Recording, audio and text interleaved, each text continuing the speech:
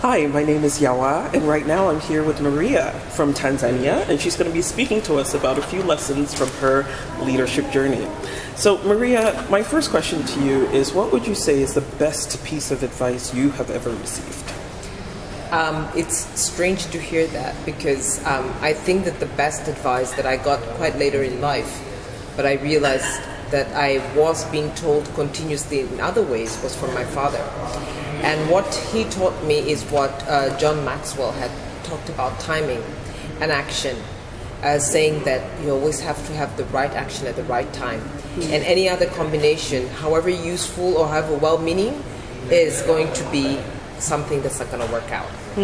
So it will either come to rebellion or it can come to become a disaster, depending on how you time whatever action you're planning to do.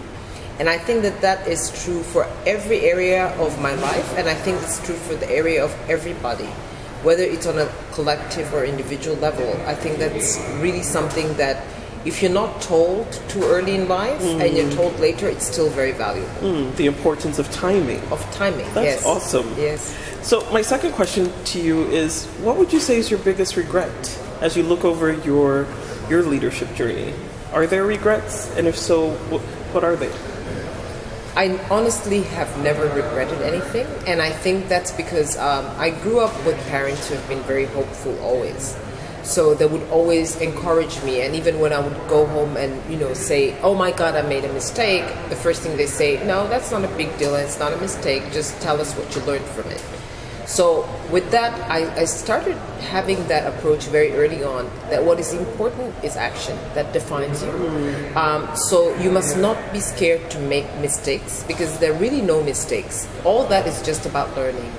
And once you have that attitude, I think, because I started really as a child, I think you don't live to regret a single day of your life. What you do is you do the best that you think at that moment with the capacity that you have at that time. And then, later on, maybe even years later, you realize maybe I wasn't supposed to do it that way. But then that journey made you who you are today. So for that reason, I always encourage people not to regret. I met a lot of people, especially young women, who were very regretful about their lives, who felt that they made mistakes. And strangely enough, whenever we have conversations, I would walk them through, and they would always end up saying, it wasn't a pleasant experience, but it made me who I am. And that, I think, is my philosophy now. I love it. And I like what you said earlier about, are you doing the best with what you have at that moment? And if so, then it's an experience, not a mistake. Yes. Excellent. So my final question to you as we wrap up this conversation is, what do you want to be remembered for? What kind of legacy do you hope to leave behind? I think that the best anyone can ask for is to be able to say that you've done something for someone other than yourself.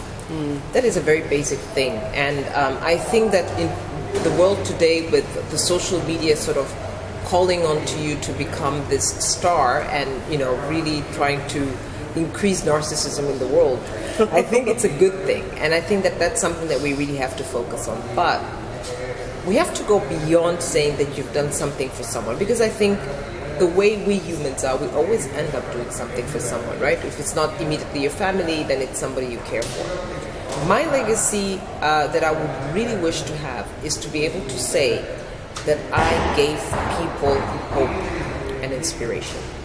I think that's the biggest thing that we lack today with advanced technology, because the advanced technology gives us false hope. So we have this false idea of what the world is. It is very, very insidious for the young people who do not have experience. I think for those of us who grew up in a world in between, when there was not all this, social media and internet was not everywhere, we sort of understand that we can become somebody different, not necessarily what we imagine ourselves to be. In exchange, the younger generation is not prepared for the real world. They go out, they think this is the world, what they see online, and when they go out there and they're faced, they often don't have the skills. They don't have that toughness.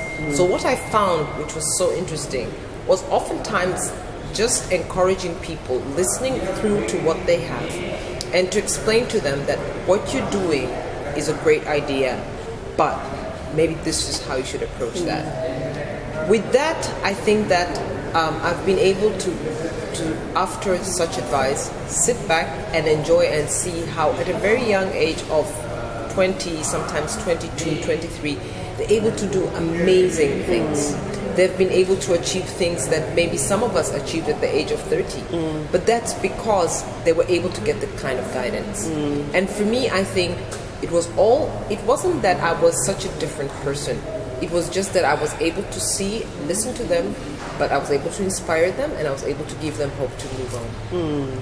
So you want to leave behind hope and inspiration. Yes. That's excellent. Thank you so much for sharing your lessons with us today, and I wish you all the best as you continue your leadership journey. Thank you so much, Yawa. My pleasure.